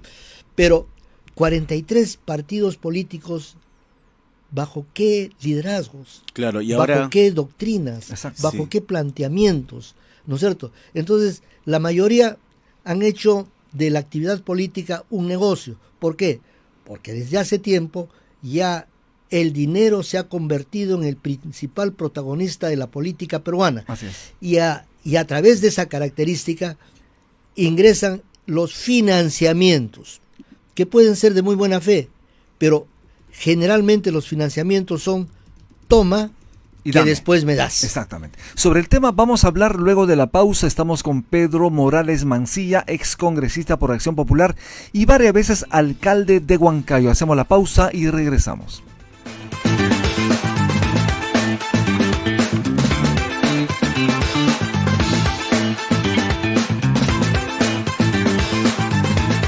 Hay un lugar en el mundo que lo tiene todo. Tesoros conocidos y otros por conocer. Desde los majestuosos Andes, la cálida costa, hasta la exuberante selva amazónica. Nuestro país tiene un sinfín de riquezas únicas llenas de tradición, innovación e ingenio que nos enorgullecen. Y un banquete de sabores que nos alegra el corazón. Te invitamos a un viaje donde exploraremos tesoros que quizás aún no conocías y que esperan a ser descubiertos por ti. Perú, país de dones infinitos.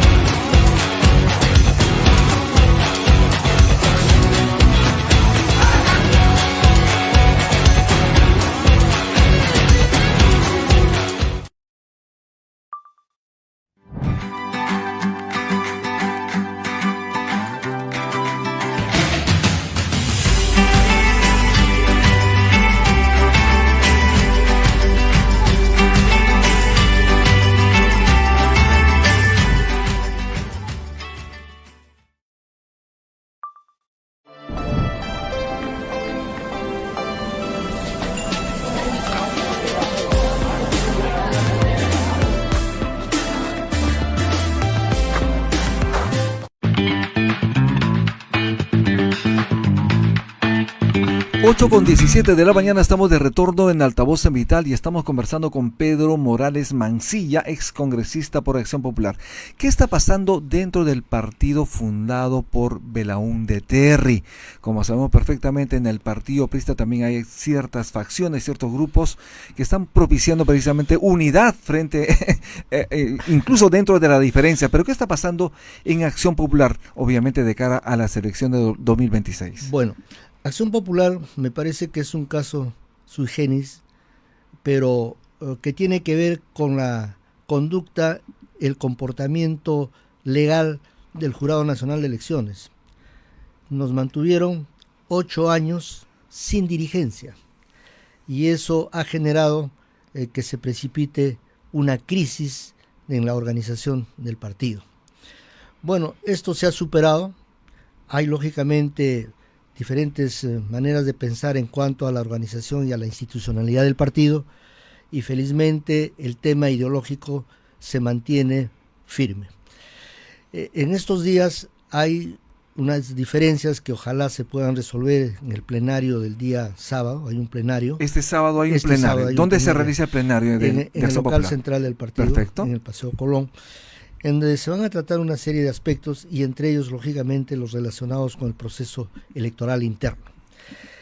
El presidente Belaúnde instituyó, a través del comité político, que las elecciones en Acción Popular deberían ser, en todos los casos, tanto para dirigentes como para candidatos a gobiernos subnacionales, así como al Congreso de la República, para la presidencia de la República, un voto, un militante, o un militante, un voto, secreto, directo y universal. Pero hay sectores que quieren por delegados. Ya. Entonces, ¿qué ha pasado?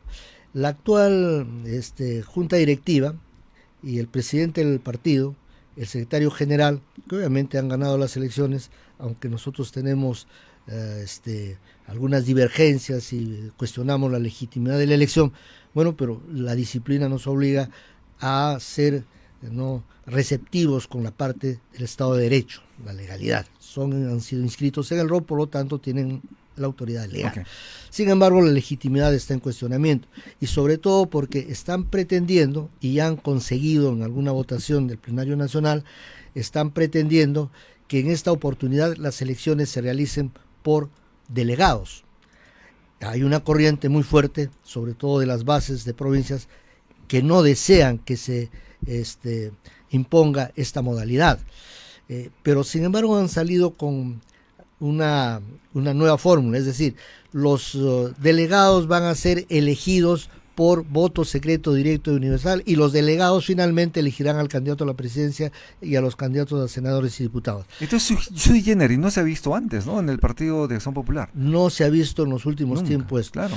Pero yo creo que tenemos que hacer mea culpa respecto a la situación del partido y a la falta de aplicar los filtros que el país necesita. El problema en estos momentos, desde mi punto de vista, no es qué necesitan los partidos, sino qué le presentan al Perú los partidos, no solamente como propuestas o compromisos de realización, muchos de los cuales son demagógicos y que pues simplemente sirven para contentar a las tribunas, sino qué le ofrecemos respecto al equipo que va a poder hacer realidad un cambio, ¿no?, de todo lo que necesita el país. Y para eso tenemos que apuntar a algo que me parece sustancial y que el país lo necesita: un shock de valores. Si los partidos ahora no se ganan ese reto de presentarle al país propuestas de candidatura de gente honesta, que tenga preparación política, de gente que tenga criterios mínimos de lo que significa la ética pública, no hemos avanzado en nada, porque el gran problema del Perú es la corrupción, la impunidad y el ingreso a la política de financiamientos, convirtiéndose el dinero en el primer protagonista, pero lamentablemente los financiamientos sospechosos de actividades ilegales. Y en ese sentido, ¿deben perder su inscripción? ¿Deben ser anulados los partidos que se han inscrito con trampa? Definitivamente, porque mira, si por lo menos mi caso, vamos a hablar. Hablo con mi hermano que también es político, hablo con mi hijo. Yo diría, ¿tú falsificarías una firma? No. Obviamente tenemos una formación de hogar.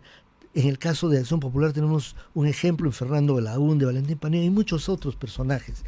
Y yo no veo, no me cabe en la idea de que Fernando Belaúnde haya propiciado o haya aceptado, por ejemplo, un planillón falsificado. Claro, o pagado 6 soles por ficha, ¿no?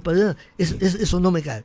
Entonces, yo creo que definitivamente el Jurado Nacional de Elecciones, que tiene competencia, es la máxima autoridad en justicia electoral, está en la capacidad, porque no hay nada que lo prohíba, en anular a quienes falsificaron firmas. De lo contrario, ¿cómo podríamos calificar las elecciones? Ya empezando fraudulentas, y lógicamente se prestan a manipulaciones como lo que están haciendo las encuestadoras, ¿no? Lamentablemente, como decíamos en alguna oportunidad, el gran problema del Perú es la falta de ejercicio de ciudadanía, que no solamente es ir a votar, sino que el ciudadano se comprometa a través del respeto de sus derechos y los deberes que tiene con el país. Y eso significa participar en política. Decía Aristóteles, si mal no recuerdo, ¿no? El precio de no participar en política es ser gobernado por los peores. Claro. Y creo que esa realidad la estamos viviendo. Pero entonces, ese jurado, para reiterar, sí tiene la posibilidad o la facultad, el Jurado Nacional de Elecciones, de anular esos partidos. Es la máxima autoridad electoral. Y ahí hay un tema claro. ¿Hubo o no hubo falsificación de firmas? Y como decía al inicio, ¿alguien podría estar contento con inscribirse una candidatura donde han habido falsificación de firmas, compra de firmas? Eso ya desde ya es un acto inmoral, es un acto corrupto. Exacto. Entonces, si se llega con esos mecanismos a gobernar el país, ¿qué va a pasar después? Por eso decía que el shock de valores es sumamente importante y es responsabilidad de los partidos políticos, ¿no es cierto?, que estas elecciones eleven sus niveles democráticos y de calidad democrática para que podamos tener la esperanza de que algo va a cambiar. De otro lado, señor Morales Mancilla, la presidenta Dina Boluarte fue a Ecuador, estuvo en Ecuador, justamente se encontró con el presidente de Colombia, pero no lo saludó. Ella pertenece, obviamente personifica a la nación, no se personifica a ella misma. ¿Qué le pareció a usted? Es una vergüenza, realmente es una vergüenza. Lo cortés no quita lo valiente. Además, puede ella tener diferencias muy profundas con el presidente de Colombia y posiblemente han habido problemas entre los dos países, pero había una ceremonia en donde se tenía que demostrar primeramente cultura. Eso es cultura, ¿no es cierto? Y sobre todo llevar con dignidad la representación del país. Ella no iba pues a título personal, misma, claro. ¿no? Ella iba representando y personificando al país, y que una presidenta haga un desaire a otro presidente, que además es el representante de un pueblo hermano, me parece de muy mal gusto y genera vergüenza. Efectivamente, y además está pidiendo la autorización al Congreso de la República para un próximo viaje a Estados Unidos. Bueno, ¿en estas condiciones cree usted que podría ser? Mira, en una etapa de la globalización, donde hay unos cambios muy vertiginosos y en donde hay una pues inocultable competencia entre China y Estados Unidos sobre los mercados y la supremacía del mundo, yo creo que sería importante que vaya, pero el tema es, ¿a cuenta de qué? ¿Qué van a decir? Una invitación, una visita de Estado, tiene una agenda para la invitación. No es que yo te invito y vienes a tomar un café y veremos qué conversamos. Si la invitación se hace a nivel de Estado, o sea, es una visita de Estado, la invitación es acompañada con una agenda de lo que se va a tratar, para que el país que va a visitar, al país que lo invita, tenga claro qué va a llevar. Porque hasta el momento simplemente es, me invitó, me dijo que venga y yo voy a ir. Bueno, entonces yo creo que no es nada serio que el Congreso de la República pueda dar un permiso en esta situación. Efectivamente. De otro lado, Eduardo Salguana, presidente del Congreso, ha señalado que, obviamente ha justificado que hayan mineros informales posiblemente ilegales afiliados a APP. ¿Usted cree de alguna manera que un partido político puede estar acogiendo, digamos, a personas que están ejerciendo la ilegalidad en un sector tan importante como la minería? Definitivamente no. Sobre esto, ¿qué le parece? Sobre esto vamos a hablar luego de la pausa. Estamos en Altavoz en Vital y en Tribu Televisión, Canal 20, ya regresamos.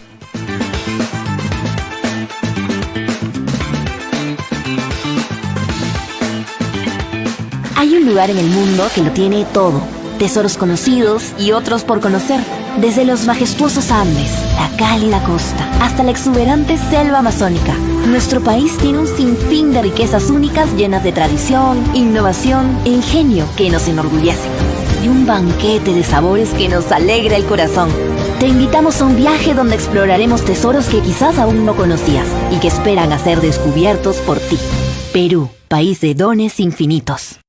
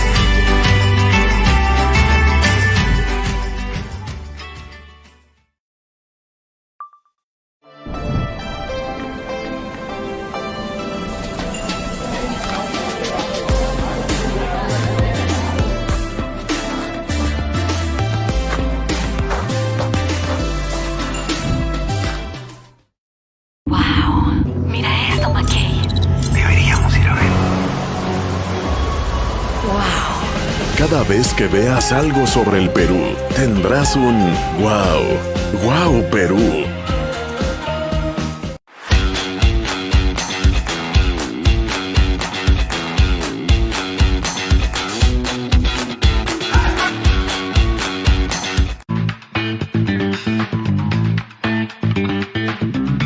Ocho y 30 de la mañana, estamos de retorno en Altavoz en Vital y en Tribu Televisión, Canal 20. Estamos conversando con Pedro Morales Mancilla, ex congresista por Acción Popular.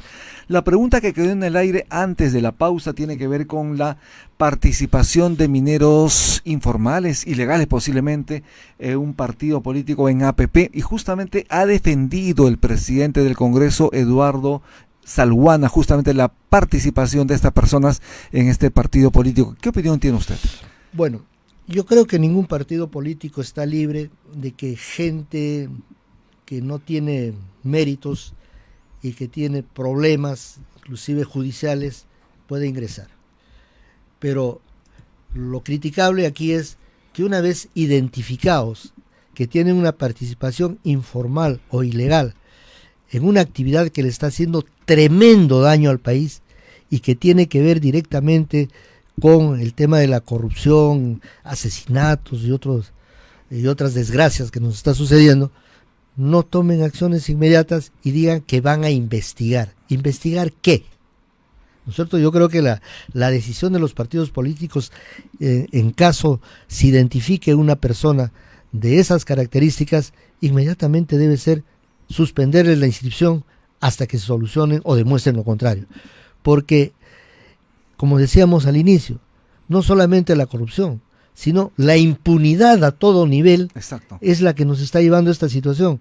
Y por más que sea un partido político y no sanciona los actos que están contra la ley, los actos que son fuera de lo formal, entonces están propiciando impunidad. Por ejemplo, también la ampliación del reinfo que tiene que ver con ello, porque posiblemente han sido financiados por este grupo de mineros informales, incluso hasta delincuenciales, para propiciar justamente ese brazo político en el Congreso de la República que le dan normas a su favor. Yo creo que seríamos ingenuos en creer que la minería ilegal no financió candidaturas y no financió partidos políticos. Exacto.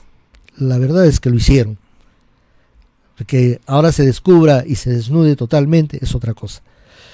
Porque de otra manera, un tema tan importante que no solamente tiene que ver con los ingresos del país, con el crecimiento del Producto Bruto Interno y sobre todo con la captación de divisas, no puede haber permanecido tanto tiempo y haberse agudizado en la forma como se está agudizando, no solamente en Patás, en la selva. Fíjate lo que está pasando.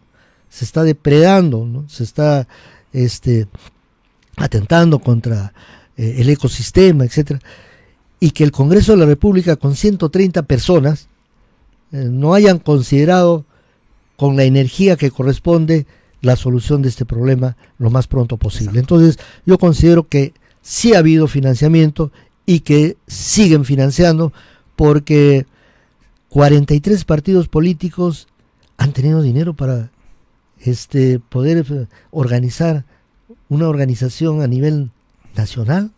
Deja mucho que pensar, Roberto. Deja mucho que pensar. Por un lado ellos y por otro lado los presidentes regionales o gobernadores regionales que han salido con partidos políticos. Así es. ¿No es cierto? Entonces ahí tienes claramente las evidencias de la corrupción y la impunidad. De otro lado, señor Pedro Morales Mancilla, hay una decisión del Congreso de la República, ya lo aprobó recientemente, una controvertida ley que reduce el impuesto general a las ventas de 16 a 14% y sube el impuesto de promoción municipal de 2 a 4% para que se pueda ser utilizado por los municipios en el país, y esto sería aplicado desde el primer día del próximo año. Bueno, yo recuerdo, no sé si recuerda Aarón, que alguna vez, y hace un tiempito, cuando dieron la ley de la reelección inmediata, dije que esto iba a traer una serie de problemas, ¿no es cierto? Iba a haber delirios por la reelección y se iban a generar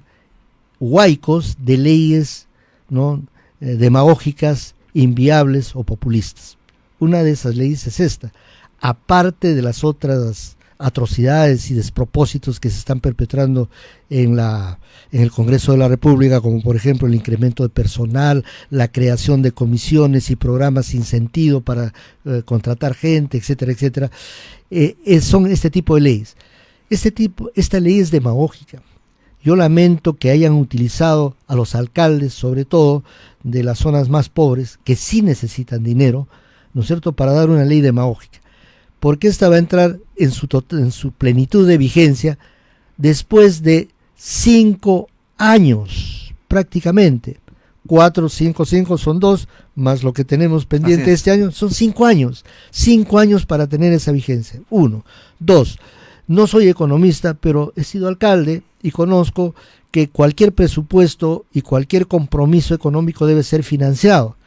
La pregunta es, ¿esta ley habla del financiamiento? Obviamente que sí, pero es quitándole 2 puntos al IGB, ¿no es cierto?, que constituye ingresos del gobierno central por 10.000 millones de soles. Es decir, entonces, el gobierno central estaría perdiendo 10.000 millones de soles. O sea, desvistiendo un santo para vestir a otro. A los municipios, a los alcaldes. Entonces, no hay una fuente de financiamiento claro. Pero lo que sí creo, no sé si en esto estarán de acuerdo los especialistas, voy a preguntar a mi hijo que es constitucionalista, para mí esta es una ley inconstitucional porque están generándole gasto al gobierno. Y no la va a observar el gobierno, ya Eduardo Arana adelantó que iban a promulgarla. Bueno, como te digo, están pues con el delirio de la reelección y lógicamente el gobierno tiene que estar sumiso al Congreso de la República por el miedo de la vacancia.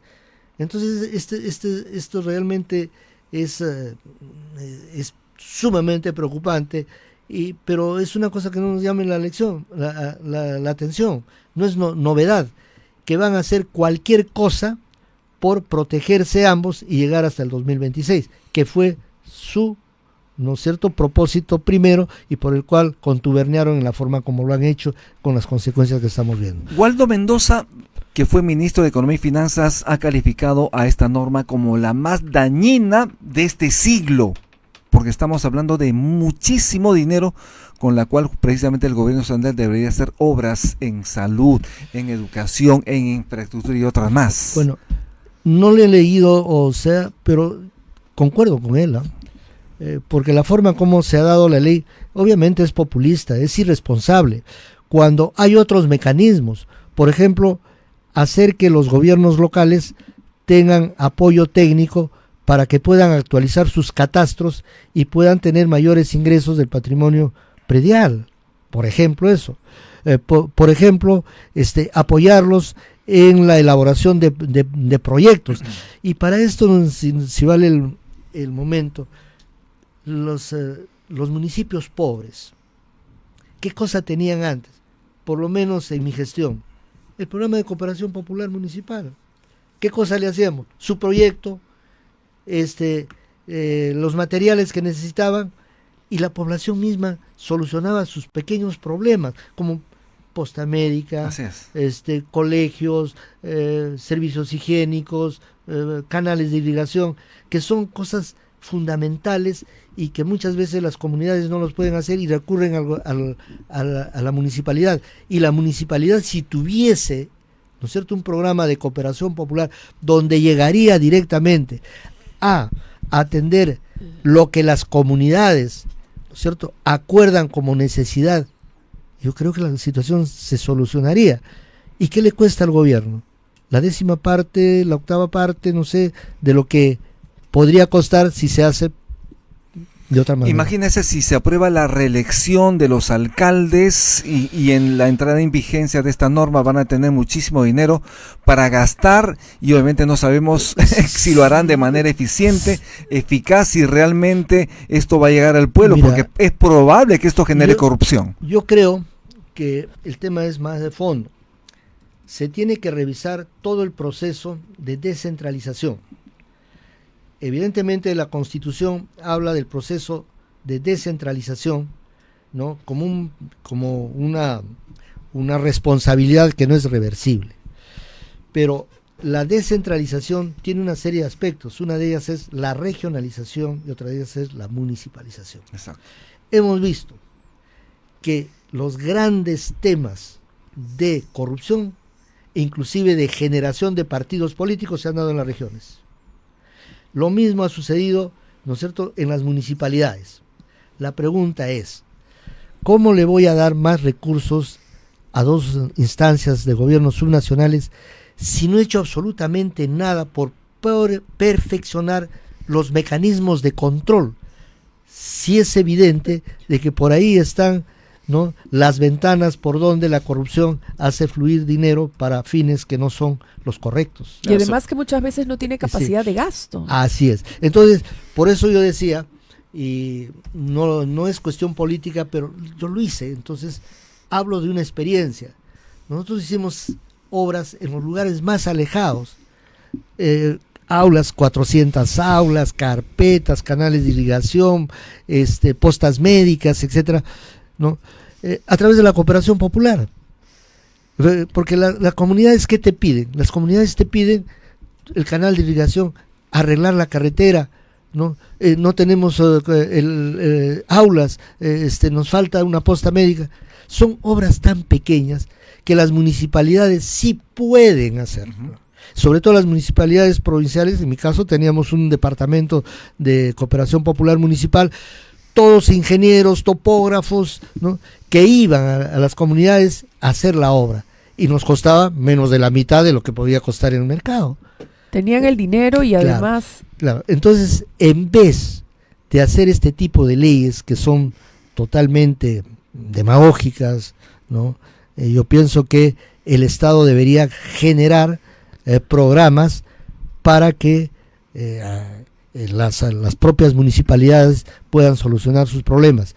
sin que el Estado esté ausente, sino presente, pero con oportunidad y en lo mínimo indispensable para la solución de los pequeños problemas que muchas veces son grandes para las comunidades. Yo quería consultarle respecto a otro tema un poco más partidario, a esto en la línea del congresista Raúl Doroteo, que han salido unos audios en donde este congresista agredía a su papá, y el papá también ha salido a declarar que lo ha estado agrediendo a él, a su esposa, es decir, a la madre de este congresista Raúl Doroteo, que es de Acción Popular.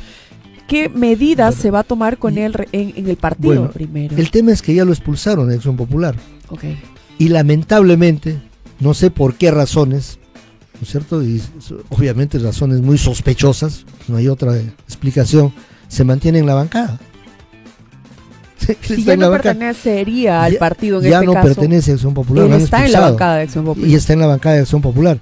Entonces corresponde a la bancada, ¿no es cierto?, sacarlo, expulsarlo. Pero digo, hay seguramente razones muy sospechosas por las cuales lo mantienen en la bancada. Pero también es responsabilidad del presidente del partido, o sea, del comité político y del secretario general.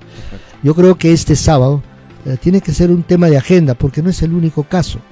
En Acción Popular ustedes saben que tenemos problemas por la falta de filtros en cuanto se refiere a la designación de candidatos, y es por eso que nos estamos oponiendo, hay una corriente que se opone a que las elecciones para elegir a nuestros candidatos a la fórmula presidencial y al próximo parlamento, diputados y senadores, se haga a través de delegados. Porque un militante, un voto. Tiene que ser un militante, un voto. Eso es lo que estamos pidiendo. Para que se aunque pues la pelea interna está muy fuerte, sucedió en el APRA y parece que las bases han ganado, va a ser un militante, un voto. Ojalá esto suceda en Acción Popular. Porque, como decíamos hace unos momentos, la disminución de la valla, ¿no?, ha tenido un objetivo, de alguna forma, emprenderla o descalificar a los partidos que llaman tradicionales. Entonces, ¿qué ha pasado con la nueva ley y las nuevas normas? Han fortalecido la posición de los dueños de partido. Exacto. Que generan candidaturas a dedo, y también de las juntas directivas o los dirigentes que son permanentes y son totalitarios, porque lamentablemente la política se ha convertido en muchos casos, no en todos felizmente, en un negocio. Exacto. Entonces aquella persona que tiene dinero cree que su otro paso es ingresar a la política para tener el poder completo. Pedro Morales, muchísimas gracias por estar aquí en Altavoz en Vital, lo agradecemos muchísimo. Muy agradecido a ustedes por la oportunidad. Gracias, Lisa, gracias, Aarón. Con Pedro Morales Mancía, ex congresista por Acción Popular. Haremos la pausa en Altavoz en Vital, ya volvemos.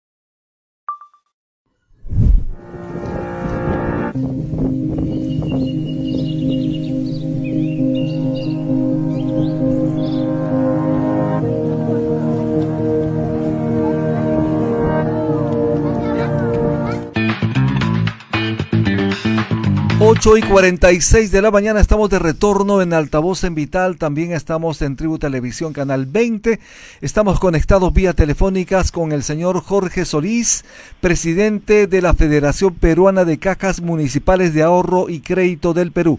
Muy buenos días, señor Jorge Solís, bienvenido a Altavoz en Vital, ¿cómo está usted? Rumi, ¿cómo estás? Muy buenos días. Es un gusto saludarte y un saludo a toda tu audiencia. Muchísimas gracias. Ustedes han advertido los riesgos de una ley en el Congreso que está modificando el funcionamiento de las cajas municipales.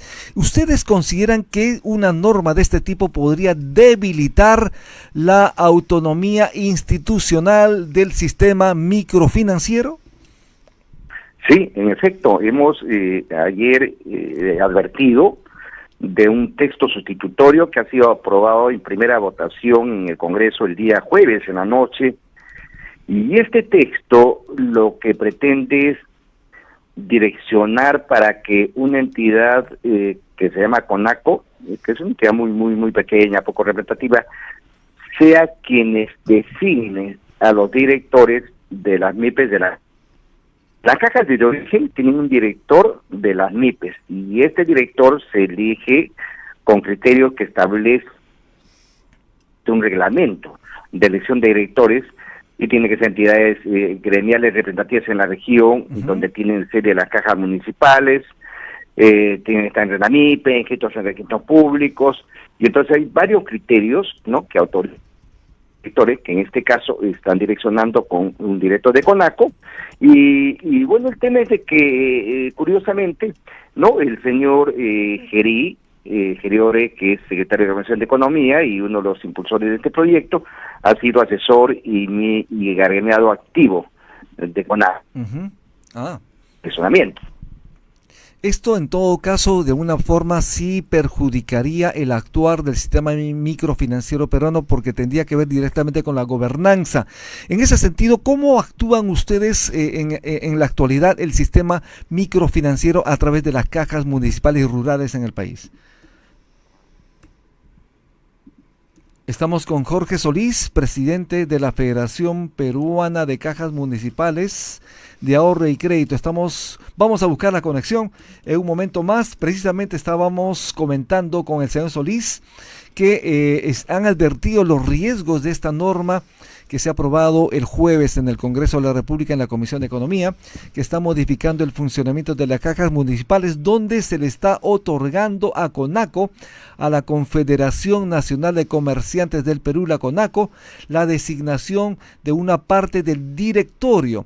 Como sabemos, este directorio estaría formado por 7 miembros, incluyendo representantes de los pequeños comerciantes y productores locales, quienes, como lo alertó ya el señor Solís, serían designados por la Confederación Nacional de Comerciantes del Perú, por la CONACO. Este reciente proyecto legislativo ha sido aprobado en primera votación por el Congreso de la República con el protagonismo de los congresistas Illich López y José Gerí. Efectivamente, ya estamos conectados con el señor Solís. Señor Solís, nuevamente estamos conectados. Usted, antes de perder la comunicación, señaló que el señor Gerí está vinculado a la CONACO y obviamente no puede ser juez y parte en este caso, ¿no le parece? Hay un conflicto de intereses y lamentablemente es una organización que no tiene representación, y esto nos da la lectura de que hay un interés de tener directores en las cajas y copar las cajas municipales. Otro punto de este texto sustitutorio, que es totalmente cuestionable, es que señala que los altos funcionarios que han integrado comisiones del Congreso, de Economía, Finanzas y Presupuesto, al término de su mandato pueden ser directores de las cajas municipales.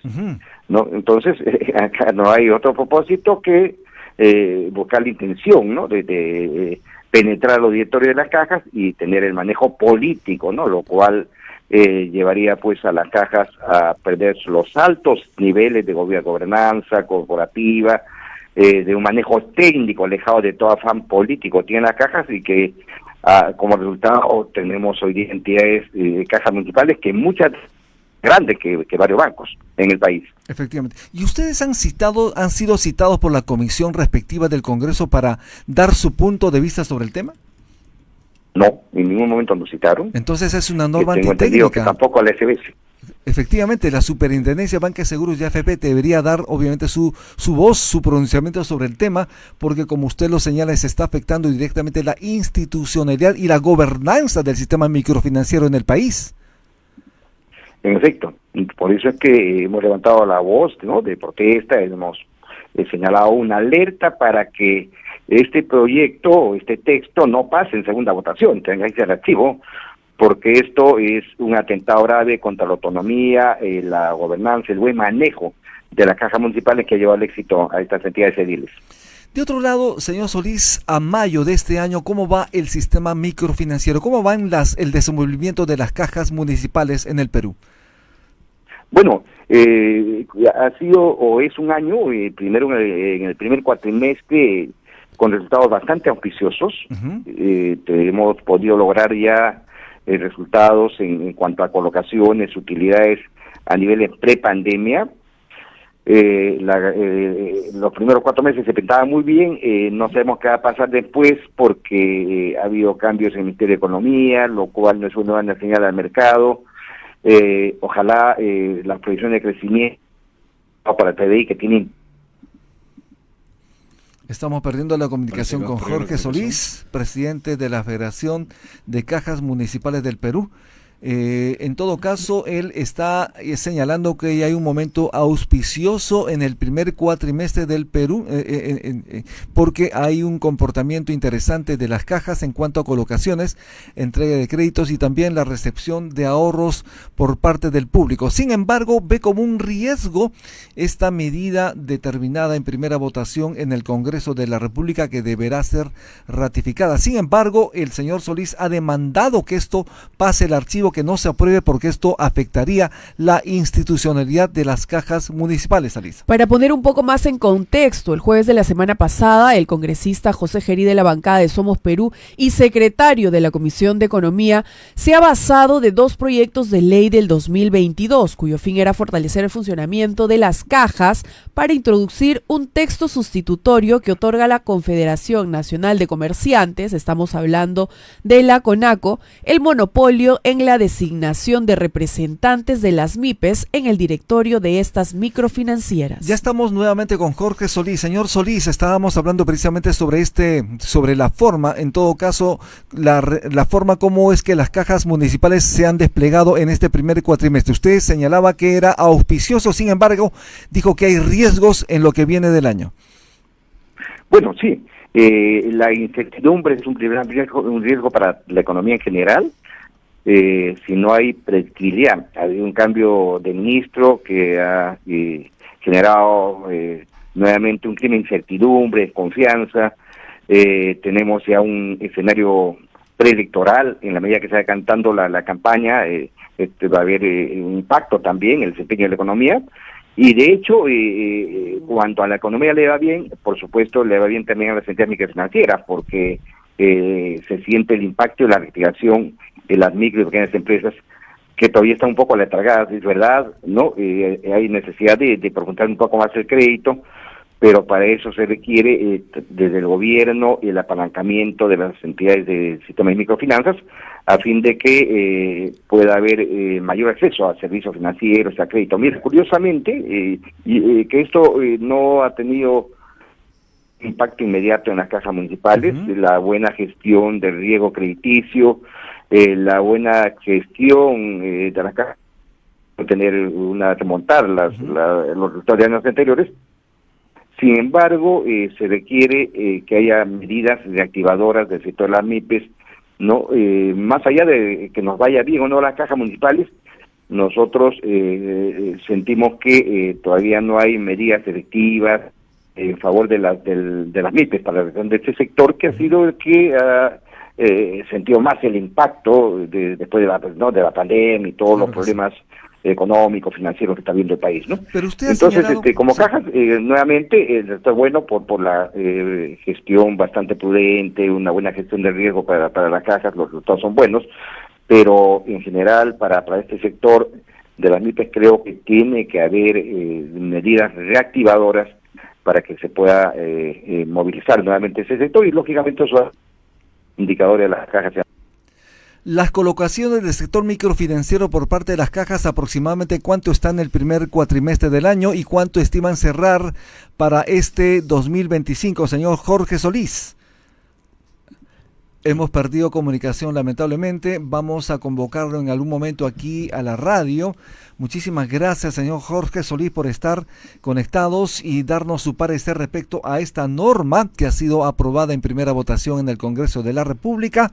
Y obviamente está señalando el señor Solís que esto de alguna manera impacta en la institucionalidad del sistema microfinanciero peruano. Sí, lo que quería precisar para que quede claro y un poco el resumen que ha querido manifestar el señor Jorge Solís es la incorporación de la posibilidad de que se acceda al cargo de director de una caja municipal a los funcionarios públicos que hayan integrado mesas directivas de comisiones especializadas del Congreso en materia presupuestal, económica o financiera. Es decir, esta es una jugada hecha a medida para las personas que están en este rubro, digamos. Esto es lo que ha incorporado el congresista Gerí de la bancada Somos Perú. Y además lo ha señalado con claridad el señor Gerí. Ha formado parte de la CONACO, de la Confederación Nacional de Comerciantes, que es la entidad que según esta norma, este proyecto de ley que ha sido aprobado, buscaría nombrar a los directores de las cajas municipales en el país.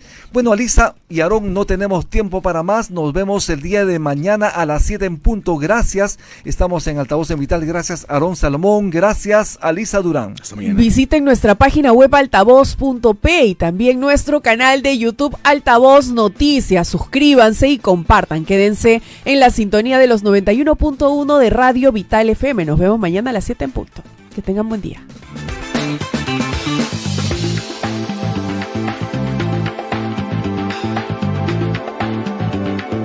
Hay un lugar en el mundo que lo tiene todo. Tesoros conocidos y otros por conocer. Desde los majestuosos Andes, la cálida costa, hasta la exuberante selva amazónica.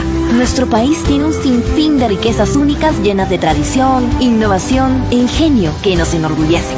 Y un banquete de sabores que nos alegra el corazón. Te invitamos a un viaje donde exploraremos tesoros que quizás aún